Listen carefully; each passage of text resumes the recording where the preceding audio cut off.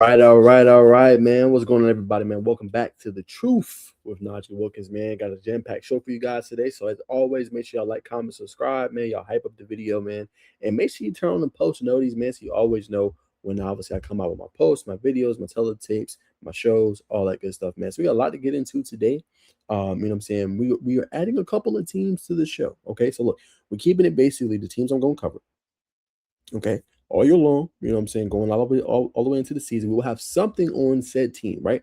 Now, how much in depth we go, I'm going to try to learn all these teams and make sure I know enough to be able to talk about them. So the main ones is one of my favorite teams, the Miami Hurricanes, okay? Georgia Tech, obviously, most of my fan base is there. Tennessee, Texas, right? Those will be the four. We're going to probably throw in Georgia in there because I'm already in the high school scene in Georgia.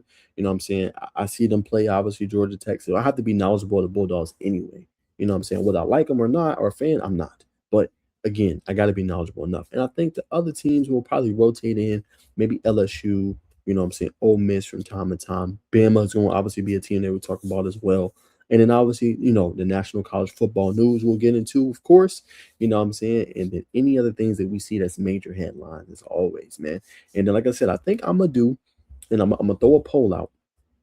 I think I'm going to do a Sunday show during the season of just straight reactions, you know what I'm saying? Not just from each game, but I think a reaction show. Like, okay, if I have a Najee's top 5, a Najee's top 10 games, you know, we go through the games, talk about what stood out, and then we're just gonna react to kind of what happened. You know what I'm saying? Basically on Sundays, and I just give my thoughts and everything like that. And I think maybe even sometimes on Saturdays, there's a big game, you know, I'm watching. I might do a live reaction show. You know what I'm saying, and post it as well, just to talk about the big game. You know what I'm saying? Again, trying to grow this thing and get to where y'all want to go, man. But that is some of the headlines news. Let me know if y'all want to see a show like that on Sundays, just a straight reaction show from the weekend, top games, breaking them all down. I'm gonna go back and watch film because I have unlimited DVR with YouTube TV. So I'm gonna go back and rewatch the games. Anything that stood out that caught my eye, we'll talk about. You know what I'm saying? So y'all let me know if y'all down for that in the comments. Okay. All right. So let's go ahead and get into it. Not too much national college news. We talked about obviously Trump having an executive order. So we're not gonna harp on that. We talked about that last week. Y'all watched last week's show. But we will talk about this. Is the Big Ten the most dominant conference? I'm probably gonna make this as my thumbnail, right? Now think about it, y'all. Big Ten is really dominating, not just football, but also basketball. Like they just won the national championship. Michigan won, right? Now we know UConn in the Big East, right? They made 3 of the last 4 national championships. They've won 2, but the dominance right now in college football, which is the main topic here, is the Big Ten, right? This past year, I love my Miami Hurricanes. I felt like we should have won a game. If we had a different quarterback, we would have won. But Indiana wins in 2025. Great team that was not going to do it last year. Kirk Cinetti does a good job. Fernando Mendoza, D'Angelo Pons, obviously Charlie Becker, Roman Hemby. They were loaded. This team was really good. Then you go to the previous year was Ohio State Buckeyes. They won with a freshman, Jeremiah Smith. Now remember, they had several weapons that were really good as well.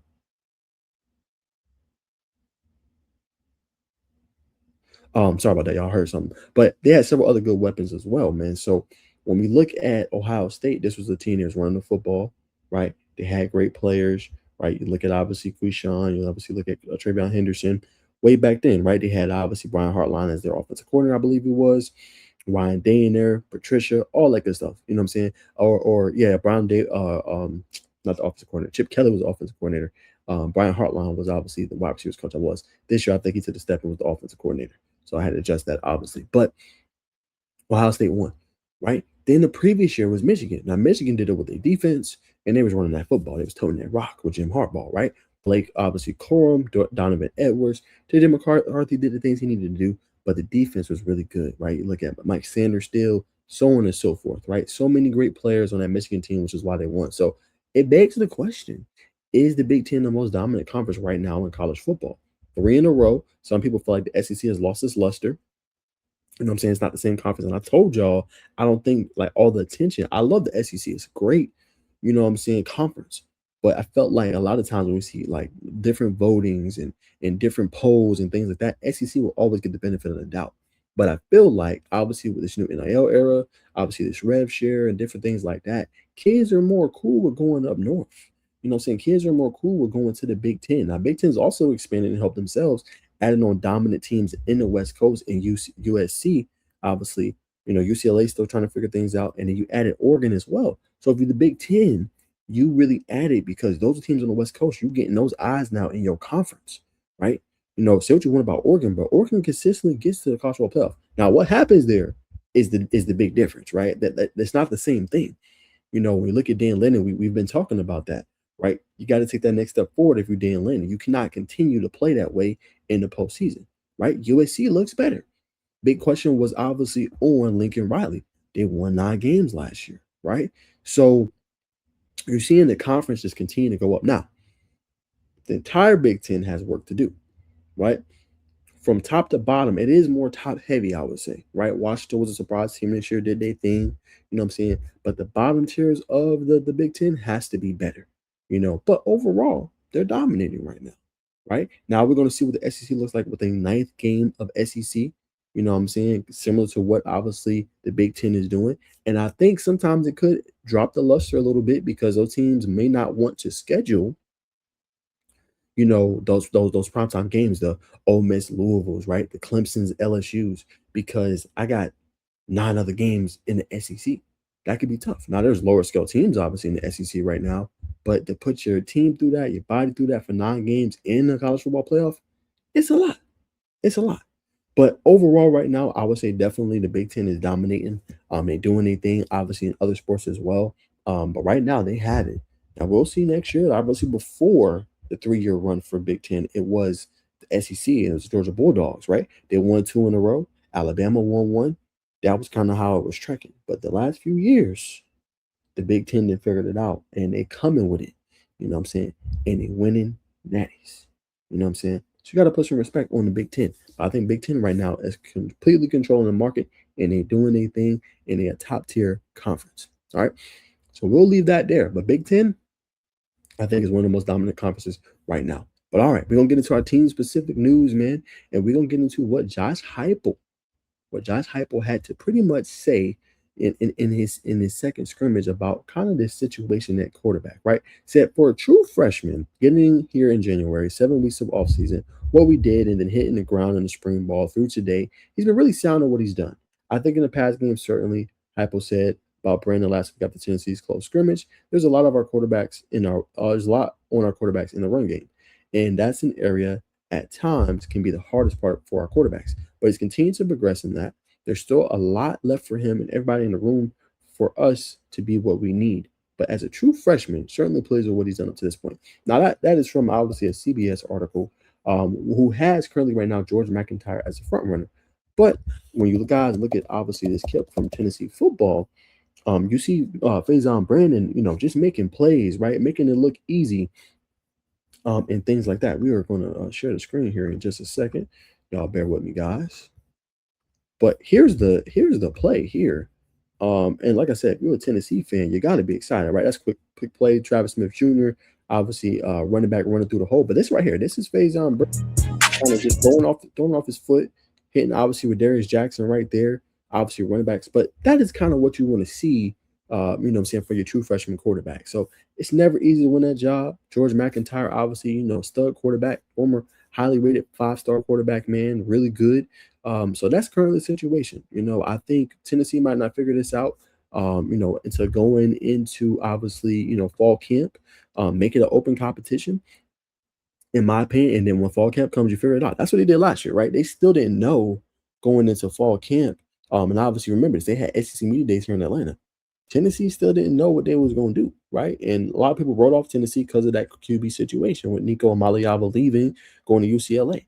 But now, if you're Tennessee, you did a great job last year getting Joey Aguilar. Yeah, he had 10 picks, but he had 20-plus touchdowns. But you have to hit on this if you're Tennessee. I think Coach Heupel did the right thing, bringing in Jim Knowles, bringing in, obviously, Poindexter, bringing in certain of these guys to fix this defense. But now you're going to need your offense to still be good like it was last year, right? Or even take a step forward. You got all the weapons you need. Tristan Keys in there. Travis Smith Jr. expected to take a step forward. You got Braylon Staley, right? Darius Jackson, Mike Matthews. You should be really good at wide receiver. But the question is, do you have the quarterback to deliver? We're going to find out, man. That is the latest there. We're going to find out what Tennessee's made of. And they're going to play the Georgia Tech Yellow Jackets. So I cannot wait for that. And I can't wait to break down that game. It'll be a lot of fun to obviously look at that. But let's keep going. This is from Rocky Top Insider about obviously co-defensive coordinator. Oh, I don't want to share my screen here. But co-defensive coordinator Anthony Poindexter Phil's team is further along than last year. This is pretty much what he had to say. We're much farther ahead as a defense with the players, but as a staff as well, we've all been with Coach Jim Knowles now. At least myself, AJ Jackson, and a couple other guys for 2 years. A couple of the guys have been with Coach Knowles for a long time, so now we're all cohesive. We kind of know what Coach Knowles wants and how he wants to look, and we're light years ahead of where we were a year ago. That's a big statement, guys. Light years ahead from a year ago says a lot, right? If he feels like they're already ahead compared to where they were last year with this group, still early. You take it with a grain of salt. It is a spring, all that good stuff going on. It does say a lot if he feels that far ahead with this group, this unit already at this point. Still spring, got spring game. I feel you, but that's a good sign. You know what I'm saying? And then he said, as a group overall, I've been totally impressed with the group of safeties. They're all smart. They're all football guys. They all got toughness. Edris Farouk has a great spring. He's doing fantastic. Obviously, Jay John Lane knew the defense, but his growth of just being a year older is impressive. Dylan Lewis, formerly from Milton, he's doing a great job. He's come along. TJ Metcalf would have got out of the portal. He wasn't in the defense. He didn't pick it up fast. Sidney Walton, obviously coming over from Moody, and TJ, and all those freshmen too. I got impressive moments as far as attention to detail, wanting to come learn the defense every day and wanting to practice, right? So good sign. We want to see more production from the safety spot. And it got a lot of guys, right? I think this year, if you're a Tennessee fan, you should feel good because they have depth, right? You got obviously Edris Farouk, who's going to be your star, right? You obviously got guys like DeJohn Lane, but you got Dylan Lewis back there ready to go. You got Sidney Walton that's ready to go. TJ Metcalf, who's the veteran coming in. These guys are uber talented. So if you're Tennessee, you should see less bust defensively. You should see more communication. You should see bigger plays. You should see more interceptions, right? They intercepted the ball pretty good last year, but you should see more in his Jim Knowles system and obviously his defense being smart, knowing what they're supposed to do, communicating, and taking that step forward. Now, last thing I want to head on with Tennessee, cornerbacks coach really raved about Ty Redmond. Remember, this is cornerbacks coach Derek Jones. Remember, last year he had Willie, I think it was Willie. No. I don't want to say Willie Taggart. Willie Martinez. He had Willie Martinez as his cornerbacks coach. And remember, Ty Redmond is a true freshman. Got a good amount of playing time. Remember, you had Jamal McCoy, who was hurt, did have an impressive pro day, but he got a lot of the PT. You know what I'm saying? So for him to say this statement, obviously about Ty Redmond, I think says a lot. And obviously got this from, Rocky Top Insider. But I'm going to let you guys see what he had to say about Ty Redmond that really just, obviously stood out to me. All right, here we go. Well, I got 27 years of experience doing it. And Ty's a very humble kid. He's a guy that's had a lot of success, but he doesn't look at the season that he had last year with any air of arrogance whatsoever. He's eager to learn, he's hungry to get better, and he wants the knowledge and wisdom that I've been able to share with him over the course of my career. He's a very smart football player. He's a guy that just naturally been a little bit bigger. You got to iron some things out from a fundamental technique standpoint. You're talking about when a guy comes in as a true freshman, he doesn't get a lot of training. It takes corners a while to get as good as they're going to become. And I think he's relishing the fact of me harping on the details. I'm kind of old school in how I go about things. The drills that we're doing are showing up in practice. And I think he and the rest of the room's embracing that. So, as he said, he's a bigger guy. Felt like the training maybe wasn't the best, I guess, last year because it kind of did get thrown in the fire a little bit, had some of his mistakes, but made plays as well. So now, obviously, the cornerbacks coach Derek Jones is focusing on the details, trying to get the most he can kind of peel away, from, obviously, Ty Redmond and getting him in a position where he can take that next jump in his career and that next step forward. I see no problem with that. I think he spoke very highly of Ty Redmond, and I think Ty Redmond has a very, very, very bright future ahead. So don't obviously sleep on that. Don't touch that dial. But that is going to be it for the Tennessee coverage for today's show. That is obviously my thoughts. A couple little headliners there. Shout out to Rocky Top Insider. Balls on SI, man. Obviously keep you guys in the loop. But like I said, I plan to cover Tennessee all year long. So stay tuned for that. But all right, we're going to flip the page and we're going to go now to Georgia Tech. Okay. Several things I want to point out. We're going to stay on Georgia Tech on SI. All right. Several things I want to point out. Now, look, the interview, I ain't going to lie to y'all. Excuse me. I'm going to be 1,000% honest. Coach Mogridge is great. He does ramble. You know what I'm saying? He does ramble. So, there's a lot to kind of peel the layers back of that interview. But he hit on several guys that, obviously we could talk about here. But the main thing I want to talk about is the tenacity, obviously, that he coaches with. He wants to get those guys ready. And it's an offensive line that's kind of got reworked. And it feels like things now are kind of coming into focus, right? Last show, or I believe last time I was on Locked on Georgia Tech, we talked about right tackle, right? Right guard, center, right? So center's established. Center's going to be Joseph Iheanacho. He talked to the media today. He feels like he's very locked in. The key difference is they move Will Reed, who was kind of a guard, tackle. He's going to be moving on the inside with obviously Joseph Ionata and learning from him at the center position. And this is his last year, essentially. So last year eligibility for Reed, we see what happens there. But they've moved officially now. Malachi Carney is at right guard. Then you have at right tackle Jameson Riggs, who they feel very, very good about, which I'll talk about here in just a second. Center Ionata, right? Obviously, probably going to be Ethan McKinney at the left tackle spot. We know Jordan Floyd's getting a little bit of play there. And left guard feels like it is going to be Kevin Peay, who's obviously having some battles, Tawfiq Thomas, having battles obviously with Christian Garrett, and kind of taking his chops, but also getting better in the process. So it feels like the offensive line is starting to kind of come into focus and what Georgia Tech wants. I'm not saying they want to be at this level and play a game tomorrow. I'm more so saying they kind of know what that nucleus starting is going to be, but they have not missed any words. They keep talking about these Hurd twins, Cortland Hurd, Courtney Hurd, as guys that they see having a lot of playing time this year, and they're going to probably see the field, right? That was reiterated today by Alan Mogridge. So I do want to kind of point that out.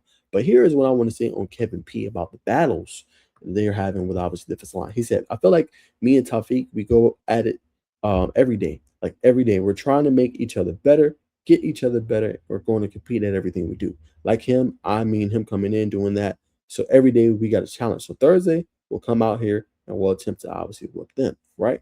That was kind of what he had to say, about that. But P is a guy that's had to develop, right? Last year he didn't play, right? Because you had Joe Fusau, you had Keelan Rutledge. So he got a chance to kind of sit behind those veterans, learn, absorb, kind of get the knowledge and everything he needed in order to be successful. Okay. So I feel like, for him, no time like the present, right? Last year, pretty much redshirted. Now you're getting your opportunity to go at that left guard and potentially lock it down. I ain't saying he has yet, but he's in a strong position. You know what I'm saying? So he keeps playing at a high level. That could potentially be his left guard spot for quite some time for the Georgia Tech Yellow Jackets. And the next player I wanted to highlight on the offensive line is Jameson Riggs. The name has been ringing a bell. Coach Key's been bringing him up. Offensive line coach Alan Malcolm brought him up. And this is what he had to say today. He said, Jameson Riggs, I'm going to keep pressing him. I'm going to keep going at him. But this dude, you talk about purpose-driven days, right? He has something he wants, and he's intentional when he meets. He's intentional when he speaks. He's intentional when he practices. Now it's just kind of keeping that level coming. So what I'm hearing, basing out of obviously Georgia Tech, still working through the kinks on the offensive line. Feel pretty good about the unit overall. Feel like they have more depth to the position, better size. Guys that can obviously come in and rotate in.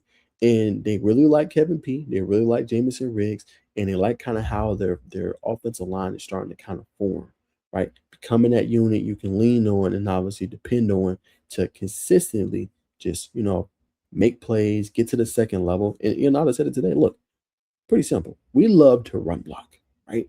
We want to run block. We want to get to the second level and hit the linebackers to set up opportunities for our running backs, right?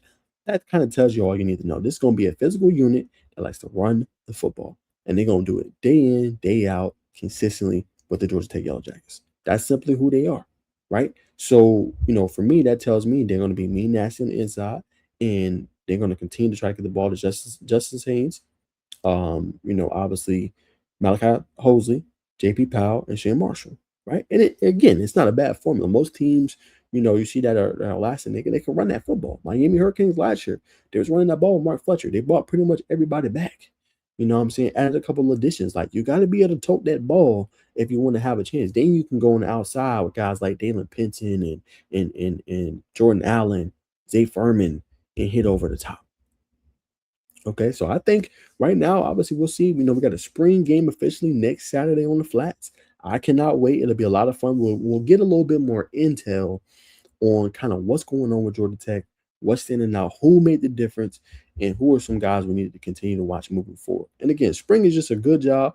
Take it with a grain of salt, but a great way to move up the depth chart. Get those reps, show those coaches what you can do so you're not forgetting about in fall camp and have to do it over. Because when fall camp comes, there is no, oh yeah, let me show Coach why I should go from the fourth on the depth chart to second or first on the depth chart. Like, that time is kind of sell, because at that point, Coach Key, the staff, they got to decide if, okay, you're going to be on this roster or we going to redshirt you this year. You know what I'm saying? And that's going to be reliable for a lot of people. So they got to dictate, okay, who's going to play a significant role for us and who is we going to be putting on the red shirt this year? You know what I'm saying? And they have to make that in a pretty early window, I would say for sure. So obviously that is the latest there. Nothing too much crazy right now. Obviously got another spring practice on Thursday. I forget who we're talking to, but we'll find out. But that's the latest on the offensive line. But to me, my overall thoughts, I feel like the defensive line for Georgia Tech has gotten better.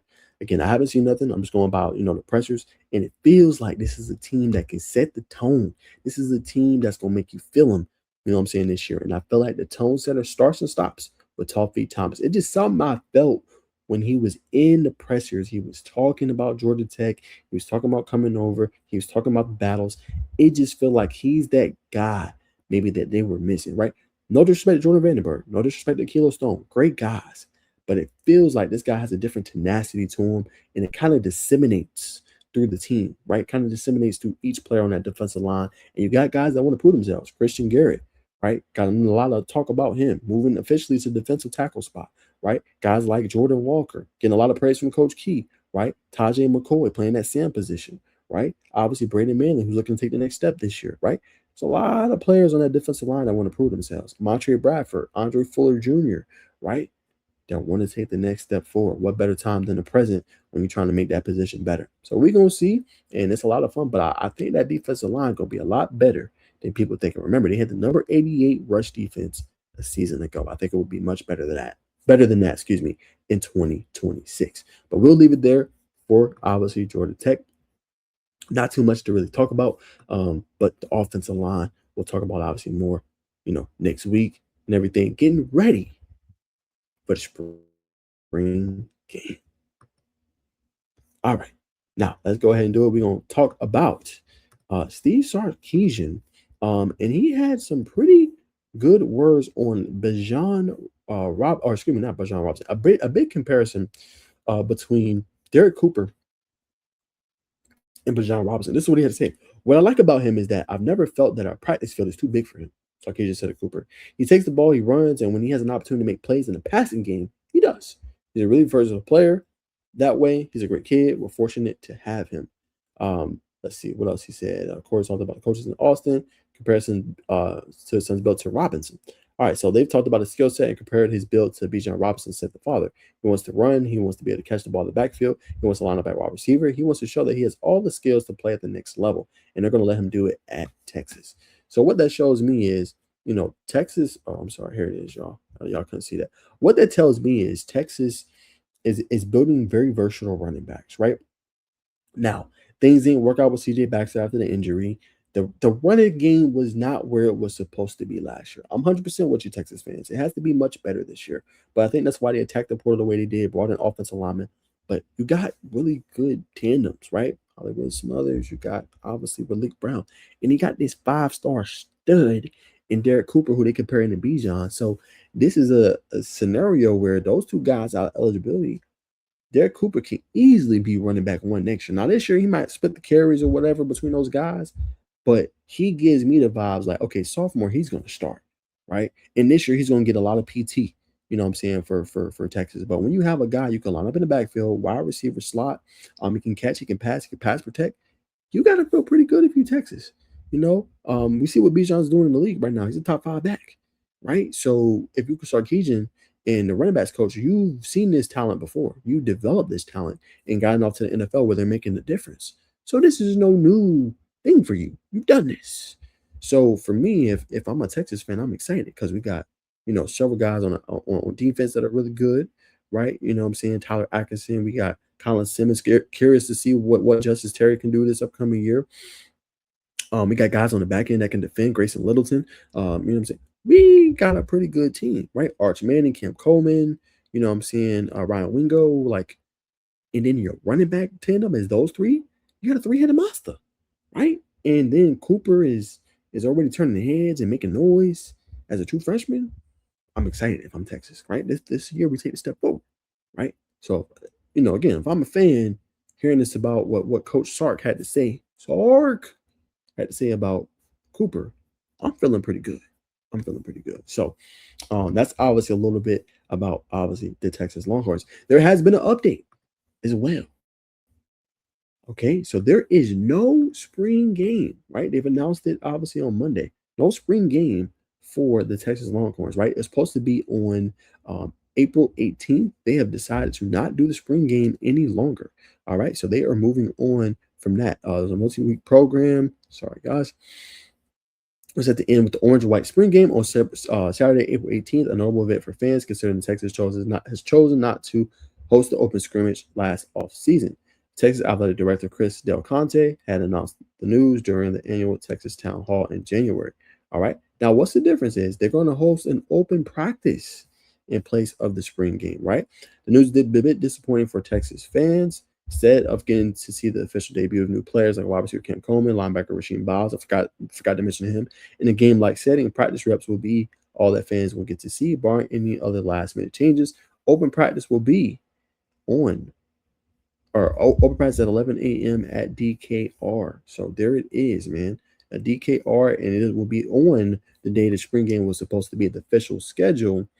Football Fan Day Street Fest opens. Gates open at DKR. Open practice. Post-practice, 1 hour autograph session begins. Fans can take photos with Coach Sark, Texas Chair, Texas Palm, and hook 'em. So there you go. Making a little bit of a change. Open practice looks a little bit different than obviously a spring game. But if you're a fan, at least you're getting to see something, right? At least you're getting to see, okay, how is our team looking early in the spring? We still got summer, fall camp. Not the best thing. Texas didn't have one last year, but at least they let you see something. At least they let you see something. So that is a little update for the Texas Longhorns to host, obviously, open practice instead of the spring game. But that is all the latest there. All right, cool. Let's keep it moving, man.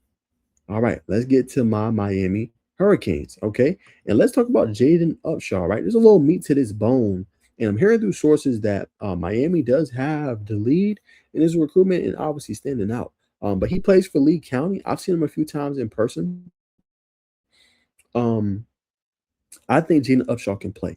I do want to see a little bit more from him. I feel like at times he's had drops here and there, but the kid is explosive. The kid can definitely take over games. I've seen him up close in person when they played Langston Hughes last year. He was dominating.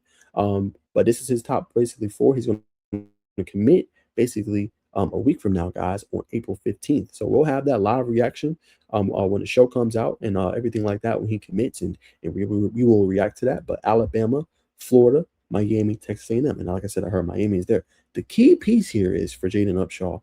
His cousin plays for the Hurricanes right now, and Dalen Upshaw. Right, Dalen Upshaw came from the state of Alabama, right? Obviously over to the Miami Hurricanes. So that is something to think about as well. And we see that when you come to Miami, right, you're getting developed, like in Malachi Tony, right? These guys are coming in and you can play early. Now, the question for Jaden is, when you look at this list of obviously teams, right, you just make the argument Texas A&M may hit the portal. Isaiah Horton, Mario Craver. They say Eric Gregory's tearing it up out there. But after this year, you'll probably see Gregory as one of the key components, whoever they get in the 2026 class, right? There may be less competition for Jaden Upshaw at Texas A&M, right? And maybe even potentially Florida. We know Vernon Brown III is there, but they lost a couple guys who have hit the portal as well, right? Dallas Wilson's finally kind of getting back from injury, so on and so forth. Miami's not going to be easy. You got No Cut Nick, who's obviously committed there. Malachi Tony will be back for another season. You still got Dalen Upshaw there. Still got several young receivers that are there as well. So Mario Wingo, 4-star that's currently right now. And then you got Amari Stevens. So I do like him at Miami, but that is a pretty crowded room to compete in if you Jaden Upshaw. But again, I don't know the kid personally. I don't know if he wants to go to a room like that. Now, Alabama is going to be losing some guys, right? Like I think Ryan Coleman Williams, obviously junior. He's going to be one of the main guys. They're more veteran-led. But it all depends who takes obviously his commitment wherever he goes. But feels like it is Miami. But if it comes to Miami, it's going to be way more competition than you think. With obviously those guys coming in, Tony coming first, probably final season, 3rd year, and then all of those freshmen coming in as well. So it's going to be interesting to see what he does. We'll find out a week from now. I will be reacting to that to see where he goes and where he lands. But all right, let's talk about a cat that nobody's talking about. Top Tier Canes had obviously covered this footage, so shout out to him. But I thought this was very cool, right? It's nothing too crazy, just going for the football, getting your foot down. You know what I'm saying? We always overlook guys like this, like Josh Moore. But the key part is the talent's there. The guys are there. Who will emerge as wide receiver 2 from my Miami Hurricanes, okay? Who's going to be that guy? Is it Josh Moore? right? Is it a Dalen? Is it a veteran receiver they were able to bring in, right? Who's going to be the guy at the wide receiver 2 for us that's going to make plays outside of Malachi Tony? Because y'all saw later on in the season, he was getting double and triple. We had Keelan Marion, CJ Daniels. Malachi Tony's going to covet more attention this year. We need somebody else to step up alongside him. You know what I'm saying? If we're going to take that next jump as a team. Now, look, we went deep last year. I love how we played. We were a good football program, but we need somebody else to step up. And like I said, I'm hoping it's Josh Moore, whoever it may be. We need some help alongside Malachi Tony because he's going to get way more doubles. Now, it's hard to double in the slot.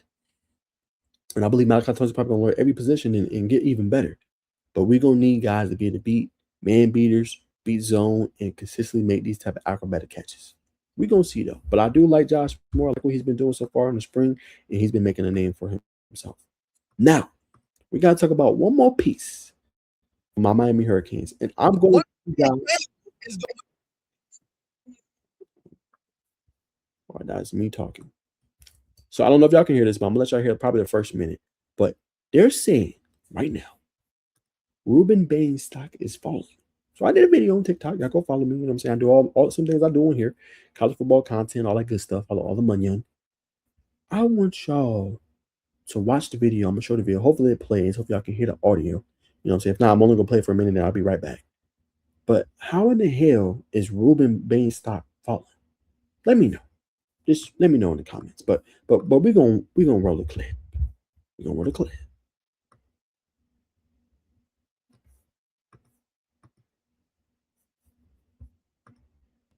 Whether it's a quarterback, it's what in the hell is going on? I'm tired of seeing this. Y'all do this every year to a prospect. Whether it's a quarterback, it's an edge rusher, it don't matter. Y'all always pull this stunt. I don't know for the life of me. Why in the hell is Rueben Bain's stock falling? Please somebody explain this to me. It says some teams have removed Rueben Bain Jr. from the draft boards over his 37.8-inch arm. Are we serious, y'all? This is the part of me I don't understand when it comes to obviously scouts. Y'all see this kid in person. He absolutely killed his pro day at Miami, showing the bend, the torque, everything that he could bring to the table and his tenacity, and he was excellent at the pro day. Then on top of that, go roll the damn tape. Rueben Bain was everywhere, making plays, you know what I'm saying, staying in the backfield, took over game. Like, he single-handedly helped Miami win the game against Texas A&M. Then he pretty much battered and bruised Julian Sam. They didn't look the same. And then goes back to the Pittsburgh game. I mean, you talking about a guy that dominated. Him and Akeem Mesendor was a damn problem. Y'all telling me he could potentially fall outside of the top 10 of the draft? Man, what the hell is we doing? Somebody, please explain it to me what we doing, bro. Because Rueben Bain is him. He's like that. So why the hell is his stock down?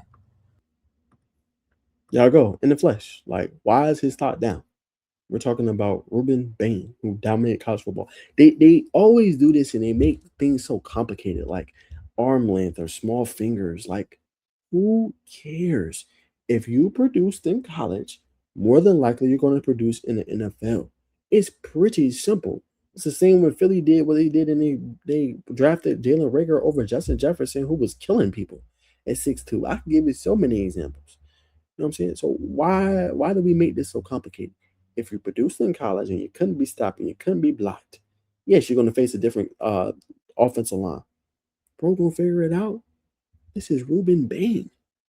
Why is he falling? And I hope my Bengals take him at number 10. I do. I know that, Caleb Downs is there and obviously Sonny Styles, and that's going to get the focus. But if Rueben Bain is there 15, 16, 17, use an asset and go get him, bro. Period.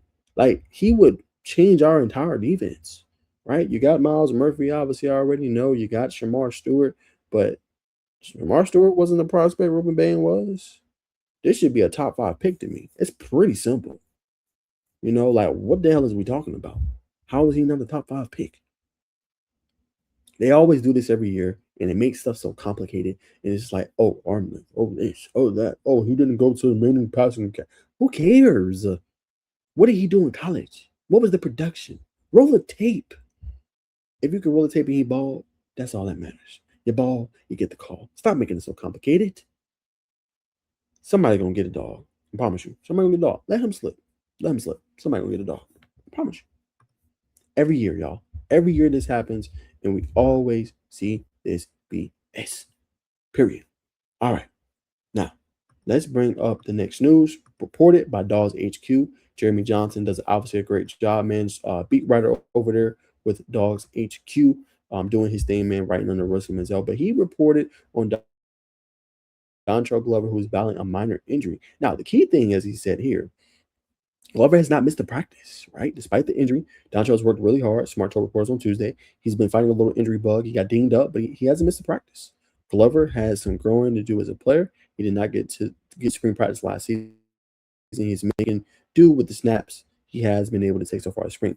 He's not 100%, but he's out there competing and getting better and getting reps. It still knows he has growth to do, said Smart. So obviously that's telling me coach feels like he's talented, but coach wants to see more consistency from his player, Dontrell Glover, who as a true freshman played a whole bunch for Georgia because of obviously injuries, and obviously God is making some noise. Now, obviously Juan Gasson's in there. We know how big he is, 6'8", big time guy. He's going to be in the rotations. Zakai Helton, who's been impressive so far as a true freshman with them. Cortez Smith, who's waited his chance. He'll be playing obviously center. And then assuming you got Graham Houston, man. So offensive line coming into shape, still figuring it out. But obviously Dontrell Glover working through some things, not fully healthy. But I like that he's not taking this for granted. I like that he's not messing around, waiting around, or like, oh, I'm just not going to do spring because, I did my thing last year. I'm good. He's still taking those reps and learning and getting better at the job. So that's exactly what you want to see. Great reporting, obviously, from Jeremy Johnson of On3, or I should say Dogs HQ. All right. Now, Georgia got a big-time commit. See if I can find it. Probably try to find it on Twitter. Let's see. Okay, here it is. All right. So Georgia got a big-time commit from Abraham Eisenhower. He committed to Georgia, obviously, over the weekend, 3-star prospect, expected obviously to come. And like I said, they get a player like this every year, man. They always recruit the state of Georgia very well. They get gems of guys. They get primetime guys. This is what Georgia does, right? Georgia does this pretty consistently. And obviously, this was a great pickup for them. You know what I'm saying? Third commit for the offensive trenches in the cycle, 6'5", 280. Versatile offensive lineman, can play different positions. And he's always been basically a Georgia fan, right? So the key for him is going to be you got to add some girth. 6'5" is good. 280 is okay. By the time you get to college, you got to get about 315, 320, 330. You know what I'm saying? Is what he's going to have to do. But he's always been a Georgia fan, right? And, out there, you know what I'm saying, they eat out there in South Georgia. They do their thing, and they got great talent down there that can obviously you can develop at a high level. So no surprise to see this from Georgia. They're doing pretty good with their recruiting class right now. And they always get guys like Dontrell Glover, Langston Hughes, Juan Gaston, Westlake, Graham Houston, Buford, right? Cortez Smith, Parkview, Abraham Eisenhower, Lowndes. Like they always get guys in state and they bring them on to Georgia and they always get them prepped and ready. And look, guys like Tate Ratledge, who's making some noise, right? Look at Dylan Fairchild, year one with the Bengals. Rookie did his thing, right? It's become a staple on that offensive line. So, hey, offensive line, is Georgia. You know what I'm saying? Guys getting into the league, playing at a high level. Marius Mims is another one. So think about it. 2 Georgia players is in the NFL playing well. He's pretty much locked down that right tackle spot for the Bengals.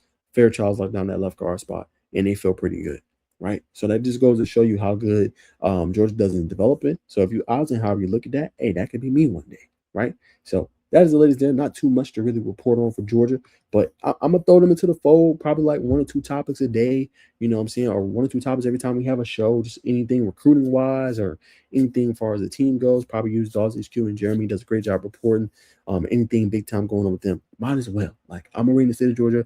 I cover high school football. I cover Georgia Tech. I'm in the Atlanta scene. I'm seeing prospects. Why not cover them? Yeah. All right.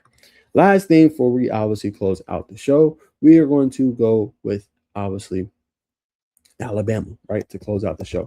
And the big thing right now for Alabama is the QB position, right? Now, obviously, they're not making this easy for the media to figure out. They're making this very tough when we talk about the Alabama Crimson Tide, right? They had a media session. I think they had an 8-day scrimmage coming up, but all 3 of the quarterbacks was pretty much together, right? Austin Mack, Keelon Russell. Now, according to a CBS article, they believe, obviously, front runner right now is Mack, right? Keelon Russell, that former 5-star prospect, they was able, I think, to sway him away from SMU, I think it was, and obviously brought him in. But this is a big-time competition, right? Because Alabama has to get the QB position right. Now, Ty Simpson did his thing last year, won some big games for them, tempered off a little bit towards the end. but the offense got to be better this year, right? And I think these quarterbacks, these young quarterbacks, would benefit from a running game. You got Daniel Hill, obviously squatting 805 pounds. You brought in Xavier Crowell, who's a top running back from the state of Alabama, from Jackson. You need this running back core to be better. And I think you will see your quarterbacks even play even better. I think the weapons are there. Lots here. Brooks, right? Darren Morgan's trying to find some PT, obviously, more this year. You look at, obviously, Darren Morgan, true freshman, who's making a little bit of noise. Ryan Coleman Williams. You got everything you need. But who's going to separate themselves? And I feel like this is going to go through fall camp. Now, I could be wrong. I don't have no sources at Alabama. But it feels like this is going to be a scenario for them at the quarterback spot that's going to continue to drag all the way through, through fall camp.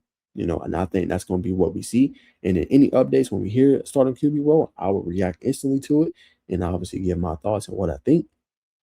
But it feels like this position is going to go all the way through, y'all. You know what I'm saying, to fall camp. I hate to say it. I don't think they're going to announce one in the spring. I just don't see it. But we will see who stood out, who did their thing, and who was making some noise. But I think that's going to go all the way through right now. But some people feel like Austin Mack has, obviously, the advantage. All right, last thing. You know what I'm saying? We'll stay, obviously, here on the Alabama on SI. But Red Morgan, right here, I thought this was pretty interesting. He is predicating his game on versatility. Now, his comments here, basically, he was focusing on a player that's in the NFL right now, formerly at Alabama, Brian Branch. Now, Brian Branch is a really good player. Did some things last year that didn't make sense, but Brian Branch is that guy, right? And he's modeling his game after him. He feels like he can be similar there. Now, for Red Morgan, he's playing a little bit of everywhere, right? He's just a defensive back, right? He was playing Husky, he was playing some cornerback, safety, kind of playing all over. I don't know why I'm buffering like that. Okay. Here we go. Yeah, so he was playing all over, guys, essentially last year. And he was doing his thing, playing the Husky, playing the cornerback position, right? Playing safety. And he was pretty much a virtuoso for them. So I think with that, he wants to play anywhere on the field and he wants to get reps, right? If we down a boundary safety, I can go play there. If we down a nickel, I can go play there. If we down a boundary corner, I can go play there. And monitoring his game after Brian Branch, who plays pretty much everywhere and is a heat-seeking missile, I think that's the right way to go. And here's what he said per quote on Alabama on SI. He basically said, my ability to just play just anywhere, and the coaches trust me to play anywhere, Morgan said on Tuesday. I appreciate them for putting that trust in me to go and play anywhere in the secondary. Shout out to the coaches. I would say it's hard. I've been balling out my whole life. It's just another position. Oh, he said, I wouldn't say it's hard. I've been balling out my whole life. It's just another position. I'm just going out there and being the best player I can be. Just being physical, being able to play on the ball, being able to go out there and guard the best receivers, right? So I love the mentality because we've seen, really last year, the defense, make some plays for Alabama, right? Need to see it more consistently, but got to feel better with that back and getting more experience. You made some changes, obviously, and you expecting Red Morgan to be that next guy to kind of stand out for you, right? And he said, yeah, definitely Brian Branch.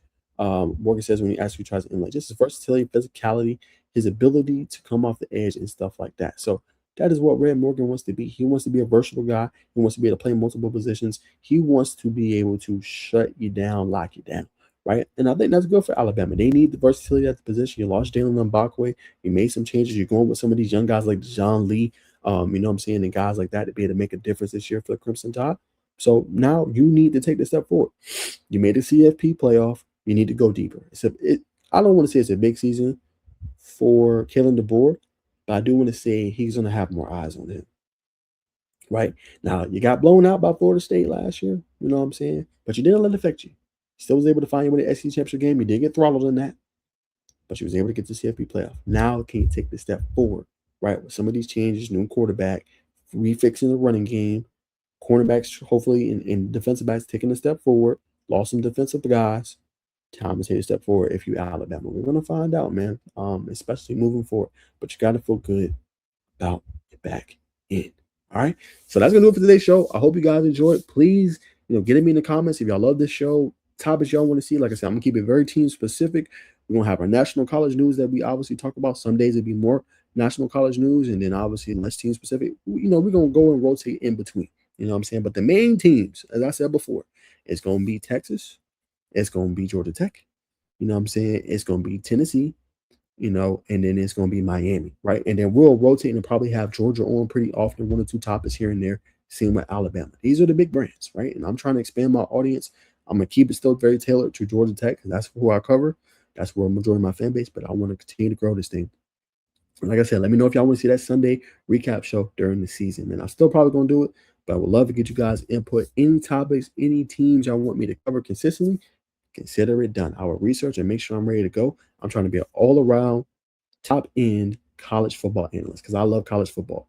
I know everything that's going on, you know what I'm saying, but I still pride myself, guys, on being a guy that's unbiased and a top, obviously, analyst and reporter, excuse me, in the game and giving it the real, man, giving exposure to who needs exposure and giving it out there. I do it in high school. I love to do it in college and continue to expand, man. That's all I got for today, man. Hope you guys enjoy. This, excuse me, has been another episode of The Truth with Najeh Wilkins, and I will see you guys next Wednesday. Till then, peace and love.